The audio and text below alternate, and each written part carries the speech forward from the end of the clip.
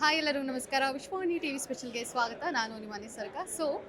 NS66 ಒಂದು thriller ಚಿತ್ರ ನಿಮ್ಮನ್ನೆಲ್ಲ ರಂಜಿಸಲಿಕ್ಕೆ ಸಿದ್ಧವಾಗ್ತಾ ಇದೆ. ಈ ಚಿತ್ರದ ನಾಯಕ ಪಾತ್ರವನ್ನ ಪ್ರಮೋದ್ ಶೆಟ್ಟಿ ಅವರು ನಿರ್ವಹಿಸ್ತಾ ಇದ್ದಾರೆ. ಬನ್ನಿ, ಅವರು ನಮ್ಮ ಜೊತೆ ಇದ್ದಾರೆ, ಮಾತನಾಡ್ಸೋಣ. ಹಾಯ್ ಸರ್, ಹೇಗಿದ್ದೀರಾ? ನಾನು ಅದ್ಭುತವಾಗಿದ್ದೀನಿ. ನೀವು ಹೇಗಿದ್ದೀರಿ? Yes sir.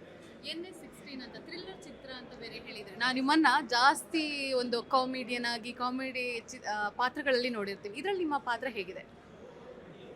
ಇದರಲ್ಲಿ ಹಾಸ್ಯ ಅಂತಿಲ್ಲ. ಒಬ್ಬ ರೆಗ್ಯುಲರ್ ಕ್ಯಾಬ್ ಡ್ರೈವರ್ ಹೇಗಿರ್ತಾನೆ, ಅವನ ಜೀವನ ಶೈಲಿ ಹೇಗಿರುತ್ತೆ ಅಂದರೆ, ಇವನು ಕ್ಯಾಬ್ ಡ್ರೈವರ್ ಆಗಬೇಕು ಅಂತ ಕ್ಯಾಬ್ ಡ್ರೈವರ್ ಆದಂಥವನಲ್ಲ. ಇವನು ಅವನು ಓದಿದ್ದಕ್ಕೆ ತಕ್ಕಂಥ ಕೆಲಸ ಸಿಕ್ಕದೇ ಇದ್ದಾಗ ಬಂದು ಕ್ಯಾಬ್ ಡ್ರೈವರ್ ಆಗಿರುವಂಥವ್ರು. So is a educated fellow. Is not ಅಂದರೆ ತುಂಬ ಲೋಕಲ್ ಟೈಪ್ ಆಫ್ ಇದಲ್ಲ ಅವನು. ಆ ಥರದವನು ಒಬ್ಬ ಕ್ಯಾಬ್ ಡ್ರೈವರ್ ಆಗಿರ್ತಾನೆ. ಅವನು ಆ ಜರ್ನಿಯಲ್ಲಿ ಏನೇನು ಸಮಸ್ಯೆಗಳು ಅಂದರೆ, ಅಲ್ಲಿ ಹೇಳಿದ್ದೀವಿ ನಾವು, ಒನ್ ಹೈವೇ ಮೆನಿ ಸೀಕ್ರೆಟ್ಸ್ ಅಂತ. ಸೊ ಆ ಸೀಕ್ರೆಟ್ಸ್ ಏನೇನು ಓಪನ್ ಆಗ್ತಾ ಹೋಗುತ್ತೆ ಅನ್ನೋದೇ ಸಿನಿಮಾ. ಅವನ ಜರ್ನಿಯಲ್ಲಿ NS66 ಭಾಳ ಚೆನ್ನಾಗಿದೆ ಅನ್ನೋದಕ್ಕಿಂತ ಇದು ತಪ್ಪಾಗಲ್ಲ ಅನಿಸುತ್ತೆ. ನಾನು ಈ ಮಾತನ್ನು ಹೇಳಿದ್ರೆ ಉತ್ಪ್ರೇಕ್ಷೆನೂ ಆಗಲ್ಲ ಅನಿಸುತ್ತೆ. ನಮ್ಮ ಡೈರೆಕ್ಟ್ರು ತುಂಬ ಇಂಗ್ಲೀಷ್ ಸಿನಿಮಾದ ಇನ್ಫ್ಲೂಯೆನ್ಸ್ ಇರೋವಂಥವ್ರು. ಆ್ಯಂಡ್ ಅವರು ಅಲ್ಲಿ US ಅಲ್ಲಿ ಹೋಗಿ ಸ್ಕ್ರೀನ್ ರೈಟಿಂಗನ್ನು ಕಲ್ತ್ಕೊಂಡು ಬಂದು, ಡೈರೆಕ್ಷನ್ನ ಕಲ್ತ್ಕೊಂಡು ಬಂದು, ಇಲ್ಲಿ ಬಂದು ಮೊದಲನೇ ಸಿನಿಮಾ ನನಗೆ ಮಾಡ್ತಿದ್ದಾರೆ. So I am very happy about it. ನಾನು ಅವ್ರು ಬಂದು ಫಸ್ಟ್ ಟೈಮ್ ಅಪ್ರೋಚ್ ಮಾಡಿದಾಗ ಭಾಳ ತಲೆ ಕೆಡಿಸ್ಕೊಂಡಿದ್ದೆ. ಅಂದರೆ ಯಾರು ಏನು ಕಲ್ತಿರ್ತಾರೋ, ಏನು ಕತೆನೋ, ಏನು ಮಾಡ್ತಾರೆ ಇವರು ಅಂತ. ಬಟ್ ಅವ್ರು ಬಂದು ನರೇಟ್ ಮಾಡಿದಾಗ ಅಥವಾ ಕತೆನ ಕೇಳಿದಾಗ, ಸ್ಕ್ರೀನ್ ಪ್ಲೇನ ಕೇಳಿದಾಗ ಬೇಸಿಕಲಿ ನನಗೆ ಭಾಳ ಇಷ್ಟ ಆಯಿತು ಸಿನಿಮಾ.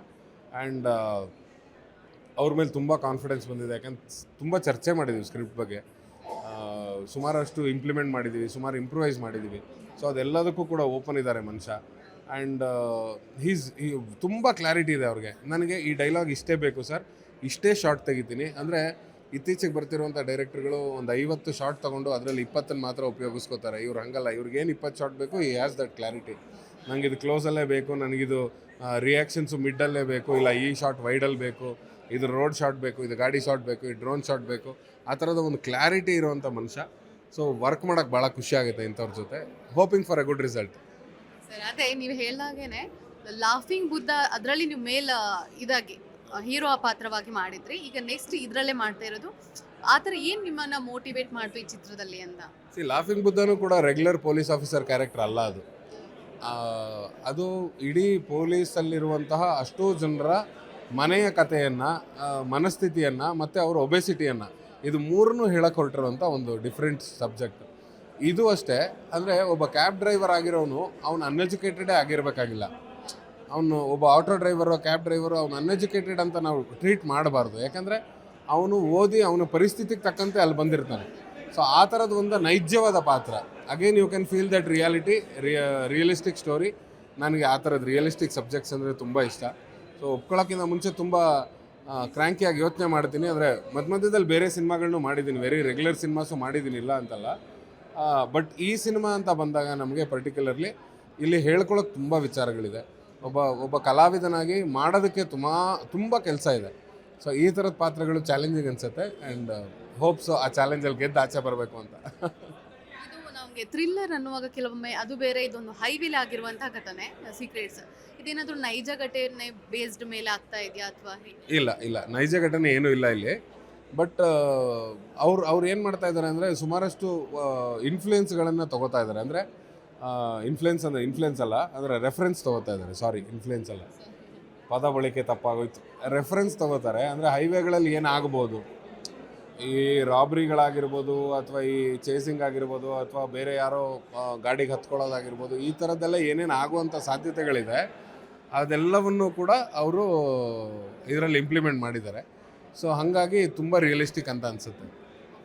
ಈಗ ಮತ್ತೊಂದು ವಿಚಾರ ಇಲ್ಲಿ ನೋಡೋದಾದ್ರೆ, ಶ್ರುತಿ ಹರಿಹರನ್ ಒಂದು ನ್ಯಾಷನಲ್ ಅವಾರ್ಡ್ ಒಂದು ಆಕ್ಟ್ರೆಸ್ ತಗೊಂಡಂಥವ್ರು, ಅವ್ರ ಜೊತೆ ನೀವು ಪಾತ್ರನ ನಿರ್ವಹಿಸ್ತಾ ಇದ್ರೆ ಹೇಗೆ ಅನಿಸುತ್ತೆ?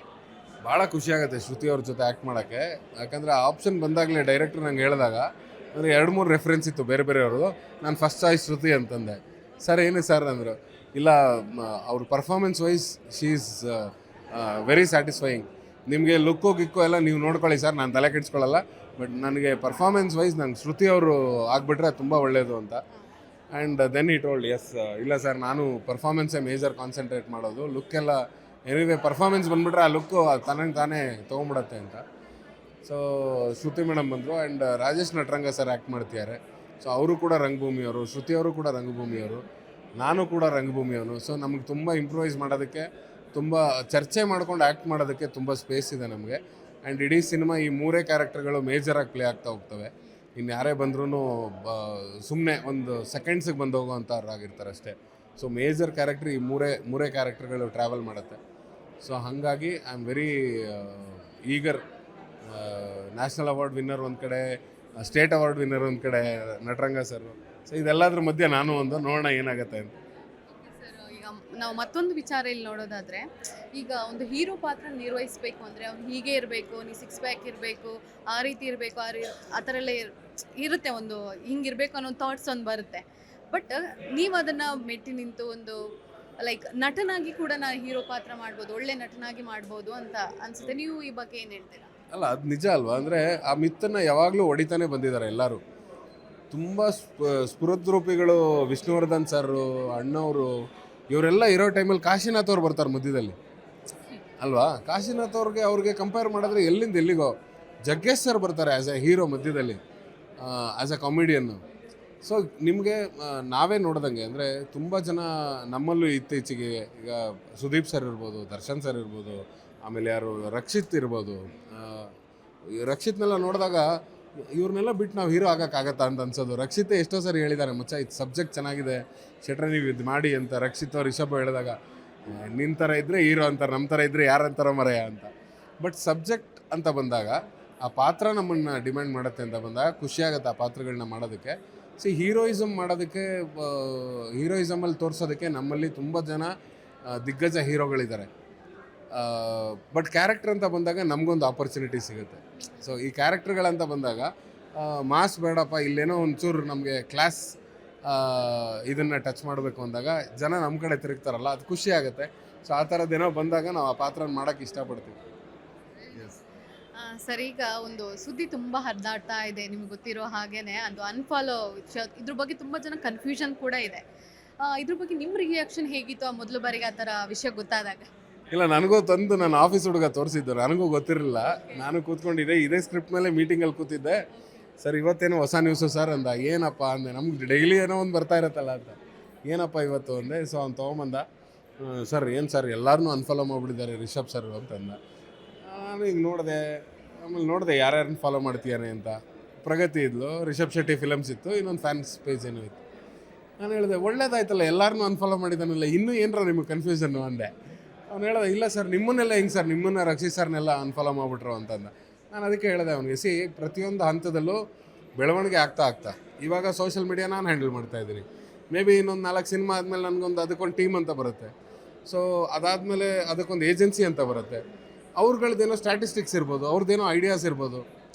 ಸರ್ ಎಲ್ಲರನ್ನೂ ಅನ್ಫಾಲೋ ಮಾಡಿ ಸರ್, ತುಂಬ ಜನ ಫಾಲೋ ಮಾಡ್ತಾ ಇದ್ದೀರಾ, ಅನ್ಫಾಲೋ ಮಾಡಿ ಅಂತಲೂ ಇರ್ಬೋದು. ನಾನೇನು ಅವ್ನಿಗೆ ಕೇಳೋಕ್ಕೆ ಹೋಗಿಲ್ಲ ಯಾಕೆ ಮಾಡಿದೆ ಅಂತ ಕೇಳಿದ್ರೆ ಏನಾಗುತ್ತೆ ಅಂದರೆ, ಫ್ರೆಂಡ್ಶಿಪ್ಪಲ್ಲಿ ನಾವು ಎದುರು ಬದ್ರು ಕೂತಿದ್ದಾಗ ಕೇಳಿದ್ರೆ ಬೇರೆ ಥರ. ಸೊ ಅದಕ್ಕೋಸ್ಕರ ಒಂದು ಫೋನ್ ಕಾಲ್ ಮಾಡಿ, ಮಗ ಯಾಕಿದು ಎಲ್ಲರನ್ನೂ ಅನ್ಫಾಲೋ ಮಾಡಿದೆ ಅಂತ ಕೇಳೋದು ನನಗೂ ಯಾಕೋ ಸರಿ ಅನಿಸಿಲ್ಲ. ಆ್ಯಂಡ್ ನನಗೆ ಅನಿಸಿದ್ದು ಹಾಗೇನೆ. ಅಂದರೆ ಅದು ಯಾವುದೋ ಏಜೆನ್ಸಿ ಅವ್ರದ್ದು ಇವ್ರದ್ದು ಏನೋ ಇರುತ್ತೆ. ಅವ್ರು ಹೇಳಿರ್ತಾರೆ ಎಲ್ಲರನ್ನೂ ಅನ್ಫಾಲೋ ಮಾಡಿ ಸರ್, ತುಂಬ ಜನ ಯಾಕೆ ಫಾಲೋ ಮಾಡ್ತೀರಾ, ಟು ಕೀಪ್ ದಟ್ ಇದನ್ನು ಹೈ ಲೆವೆಲ್ ಮೇಂಟೆನೆನ್ಸ್ ಏನೋ ಒಂದು ಇರ್ತಿರಲ್ಲ ನಮಗೆಲ್ಲ. ಅದು ನಾನು ಸೋಷಿಯಲ್ ಮೀಡಿಯಾಗೆ ಹಾಕೋದೇ ವರ್ಷಕ್ಕೆ ಒಂದ್ಸರಿ ಏನೋ ಒಂದು post. So I don't mind all those things. But still ಆ ಥರದ್ದೇನೋ ಪರಿಸ್ಥಿತಿ ಇರ್ಬೋದು. ಅದನ್ನು ಬಿಟ್ಟು ನನಗೇನು ಸ್ನೇಹದಲ್ಲಿ ಇನ್ನೊಂದರಲ್ಲಿ ಮತ್ತೊಂದರಲ್ಲಿ ದೋಖ ಆಗಿದೆ ಅಂತ ಎಲ್ಲೂ ಅನಿಸಲ್ಲ. ಯಾಕಂದರೆ ಅದ್ರ ಮುಂಚಿನ ದಿನವೂ ನಂಗೆ ಸಿಕ್ಕಿದ್ದ, ಅದಾದಮೇಲೆ ಮಾರನೇ ದಿನವೂ ನಾನು ಏನಕ್ಕೋ ಫೋನ್ ಮಾಡಿದ್ದೆ ಯಾವುದೋ ಒಂದು ಕೆಲಸದ ಮೇಲೆ. ನನ್ನ ಜೊತೆ ಆರಾಮಾಗೇ ಇದ್ದಾರೆ, ನನ್ನ ಜೊತೆ ಎಲ್ಲರೂ ಆರಾಮಾಗಿದ್ದಾರೆ. ಇನ್ಫ್ಯಾಕ್ಟ್ ರಾಜ್ ಕೂಡ ನನ್ನ ಜೊತೆ ಆರಾಮಾಗಿದ್ದಾನೆ, ರಕ್ಷಿತ್ ಆರಾಮಾಗೇ ಇದ್ದಾನೆ. ಬಟ್ ಅದು ಗೊತ್ತಿಲ್ಲ ಸೋಷಿಯಲ್ ಮೀಡಿಯಾದಲ್ಲಿ ಯಾಕೆ ಈ ಥರ ಎಲ್ಲ ಬರ್ತಾ ಹೋಗುತ್ತೆ ಅಂತ. ಆ್ಯಂಡ್ ಮೇ ಬಿ ಇದಕ್ಕೆಲ್ಲ ಸ್ಫೂರ್ತಿ ಅಥವಾ ಇದಕ್ಕೆಲ್ಲ ಒಂದು ಪುಷ್ಟಿ ಸಿಗ್ತಾ ಇರೋದು ನಾವು ಯಾರೂ ರೆಗ್ಯುಲರಾಗಿ ಮೀಟ್ ಆಗದೆ ಇರೋದು. ಸೊ ರಿಷಬ್ ಹೈದ್ರಾಬಾದಲ್ಲಿ ಬ್ಯುಸಿ ಇದ್ದಾನೆ, ರಕ್ಷಿತ್ ಉಡುಪಿಲಿ ಬ್ಯುಸಿ ಇದ್ದಾನೆ, ರಾಜು ತಮಿಳ್ನಾಡಲ್ಲಿ ಬ್ಯುಸಿ ಇದ್ದಾನೆ, ನಾನು ಬೆಂಗಳೂರಲ್ಲಿ ಬ್ಯುಸಿ ಇದ್ದೀನಿ. ಸೊ ಇದಿಷ್ಟರ ಮಧ್ಯೆ ನಾವು ಯಾರೂ ಸಿಗೋಕ್ಕಾಗ್ತಿಲ್ಲ. ಮೋಸ್ಟ್ಲಿ ಸಿಕ್ಕಿದ್ರೆ ಈ ಎಲ್ಲ ಪ್ರಶ್ನೆಗಳಿಗೆ ಒಂದು ತೆರೆ ಬೀಳುತ್ತೆ ಅಂತ ಅನ್ಸುತ್ತೆ. ನಾನೀಗ ಅದೇ ಪ್ರಶ್ನೆ ಕೇಳೋಣ ಅಂತಿದ್ದೆ, ನೀವು 3 ಜನ ಯಾಕೆ ಸೇರ್ತಾ ಇಲ್ವಾ, ಇನ್ನೇನು ಪ್ಲಾನ್ ಇಲ್ವಾ ಈ ಬಗ್ಗೆ ಮುಂದೆ ಅಂತ? ಇಲ್ಲ, ನಾವು ಕಾಂತಾರ ಮುಗಿದ ತಕ್ಷಣ ಆ್ಯಕ್ಚುಲಿ ನಾನು ರಿಷಬ್ ಇಬ್ಬರು ಪ್ಲ್ಯಾನ್ ಮಾಡಿದ್ವಿ ರಕ್ಷಿತ್ನ ಮೀಟ್ ಮಾಡಬೇಕು ಅಂತ. ಬಟ್ ರಕ್ಷಿತ್ ವಾಸ್ ಐಸೋಲೇಟೆಡ್ ಸ್ವಲ್ಪ ದಿನ ಯು ಎಸ್ ಅಲ್ಲಿದ್ದ ಅವನು, ಒಂದು 3-4 ತಿಂಗಳು, ಆಲ್ಮೋಸ್ಟ್ 1 ವರ್ಷ ಯು ಎಸ್ ಅಲ್ಲಿದ್ದ. ಆಮೇಲೆ ಬಂದು ಅವನಾಗೆ ಬರೆಯೋಕ್ಕೆ ಶುರು ಮಾಡಿದ್ದಾನೆ. ಸೊ ಅವನು ಮೆಸೇಜ್ ಮಾಡಿದಾಗ ಅವನೇ ಹೇಳ್ದ, ಬೇಡ ಕಣ್ರೋ ನೀವು ಬಂದರೆ ನಾನು ಮತ್ತೆ ಡೈವರ್ಟ್ ಆಗ್ತೀನಿ, ನಾನು ಒಂಚೂರು ಸಬ್ಜೆಕ್ಟ್ ಒಳಗಡೆ ಇದ್ದೀನಿ, ನಾನು ಮುಗಿಸ್ಕೊತೀನಿ, ಮುಗಿಸಿದ್ಮೇಲೆ ಸಿಗೋಣ ಅಂತ. We are also happy. ಅವ್ನು ಬೇರೆ ಏನೂ ಕೆಲಸ ಮಾಡ್ತಿಲ್ವಲ್ಲ, ಅಟ್ಲೀಸ್ಟ್ ಸ್ಕ್ರಿಪ್ಟ್ ಬರೀತಾ ಇದ್ದಾನೆ. ಸೊ ಡಿಸ್ಟರ್ಬ್ ಮಾಡೋದು ಬೇಡ ಅಂತ ಬೀಯಿಂಗ್ ಅ ರೈಟರ್ ರಿಷಬ್ಗೂ ಅನಿಸಿದೆ, ನನಗೂ ಅನ್ನಿಸ್ತು ಬೇಡ ಅಂತ. ಸೊ ಹಂಗೆ ಯಾವಾಗಾರು ಮೆಸೇಜ್ ಮಾಡ್ತೀವಿ, 2-3 ದಿನ ಬಿಟ್ಟು ರಿಪ್ಲೈ ಮಾಡ್ತಾನೆ. So we are happy about it. ಬರ್ತಾನೆ ಇನ್ನೇನು ಸದ್ಯಕ್ಕೆ ಶುರು ಮಾಡ್ತಾನೆ. S S. ಓಕೆ ಸರ್, ಹಂಗಂದ್ರೆ ಸದ್ಯದಲ್ಲೇ ಒಂದು ಗುಡ್ ನ್ಯೂಸ್ ಏನಾದರೂ ಕೊಡ್ತೀರಾ ಅಂತ? 100% ಕೊಡ್ತೀವಿ. ಮೇ ಬಿ ಇನ್ನೊಂದು 1 ತಿಂಗಳು 2 ತಿಂಗಳಲ್ಲೇ ನಿಮಗೆ ರಕ್ಷಿತ್ ಶೆಟ್ಟಿ ಕಡೆಯಿಂದ ಒಂದು ಬ್ಯಾಂಗ್ ಅಂತ ನ್ಯೂಸ್ ಬರುತ್ತೆ. ಓಕೆ ಸರ್, ಈಗ ಮತ್ತೊಂದು ನಾವು ನೋಡಿ ರಿಷಬ್ ಶೆಟ್ಟಿ ಅವರು ಅಧ್ಯಾಯ 2 ಇನ್ನು ಶುರು ಅನ್ನೋ ಥರ, ಅದ್ರ ಬಗ್ಗೆ ನಮಗೇನು ಕನ್ಫ್ಯೂಷನ್ ಅಂದರೆ ಕಾಂತಾರ ಇನ್ನೊಂದು ಭಾಗ ಏನಾದರೂ ಸ್ಟಾರ್ಟ್ ಆಗ್ತಿದೆಯಾ ಅಥವಾ ಏನಾದ್ರು ಬೇರೆ ಪ್ರಾಜೆಕ್ಟಾ, ಆ ಥರ ಒಂದು ಕ್ವಶನ್ ಬರುತ್ತೆ. ನಾನು ಈ ಪ್ರಶ್ನೆ ನಾನು ಕೇಳಿದೆ, ಯಾಕಂದ್ರೆ ನಾನು ಬೇರೆ ಯಾವುದೋ ಶೂಟಿಂಗಲ್ಲಿದ್ದೆ. ನಾನು ಕೇಳಿದಾಗ ಯಾರ್ಯಾರು ಏನೇನು ಅನ್ಕೋತಾರೆ ಅನ್ಕೊಳ್ಳಿ ಬಿಡಿ ಶೆಟ್ರೆ ಅಂತಂದ. ಬಟ್ ನನಗೆ ಗೊತ್ತಿರೋ ಪ್ರಕಾರ ಅಂದರೆ ರಿಷಬ್ ಶೆಟ್ಟಿ ಫಿಲಮ್ಸಲ್ಲಿ ನಾವು ಮುಂಚೆ ಏನು ಪ್ರೊಡ್ಯೂಸ್ ಮಾಡ್ತಾಯಿದ್ವಿ ಅದನ್ನು ಒಂದು ಹಂತದಲ್ಲಿ ನಿಲ್ಲಿಸಬೇಕು ಅಂತಿತ್ತು. ಅಂದರೆ ಸಾಕು ಮಗ, ಇಲ್ಲಿ ಪ್ರೊಡಕ್ಷನ್ಗಳು ಮಾಡೋದು ನಾವು ಬೇರೆ ಕಡೆ, ಅಂದರೆ ತುಂಬ ಅವಾರ್ಡ್ ಸಿನಿಮಾಸು ಆ ಥರದನ್ನೆಲ್ಲ ಪ್ರೊಡ್ಯೂಸ್ ಮಾಡಿ ತುಂಬ ಫಿನಾನ್ಸ್ ಸ್ಟಕ್ ಆಗಿತ್ತು ಅವನಿಗೆ. ಅಂದರೆ ಎಲ್ಲರೂ ಹಂಗೆ ಅಲ್ಲ, ಕೆರೆಯ ನೀರನ್ನು ಕೆರೆಗೆ ಚೆಲ್ಲಿತಾರ, ನಾವು ಸಿನಿಮಾಯಿಂದ ಬಂದಿದ್ದನ್ನು ತೊಗೊಂಬಂದು ಎಲ್ಲ ಸಿನಿಮಾಗೆ ಹಾಕಿರ್ತೀವಿ. ಸೊ ಅದಕ್ಕೆ ಒಂದಿಷ್ಟು ಜನ ಬೈತಿದ್ರು ನಮಗೆ.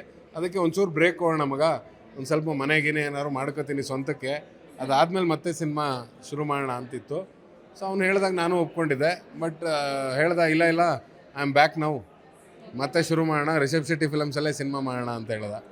ನಾನು ಕೇಳಿದಾಗ ಅದಕ್ಕೆ ಹಾಕಿದ್ದೀನಿ ಶೆಟ್ರೆ ಅಂದ. ಗುಡ್ ಅಂದು. I am obviously there. ನನ್ನ ಬಿಟ್ಟು ಅವ್ನು ಸಿನಿಮಾ ಮಾಡೋಕ್ಕೆ ಸಾಧ್ಯನೇ ಇಲ್ಲ. 100% ಮಾಡ್ಬೋದು. ಓಕೆ, ನಾವು ಈಗ ವಾಪಸ್ NH-66 ಬರೋದಾದರೆ ಜನರು ಏನು ಎಕ್ಸ್ಪೆಕ್ಟ್ ಮಾಡ್ಬೋದು ಇದರಿಂದ?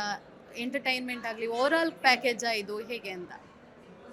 ನಿಮಗೆ ಅಲ್ಲಲ್ಲಿ ನಗು ಬರುವಂಥ ಸನ್ನಿವೇಶಗಳಿದೆ, ಅಲ್ಲಲ್ಲಿ ದುಃಖ ಆಗುವಂಥ ಸನ್ನಿವೇಶಗಳಿದೆ, ಎಮೋಷ್ನಲ್ ಫ್ಲಿಪ್ ಆಗುವಂಥ ಸನ್ನಿವೇಶಗಳು ಇದೆ.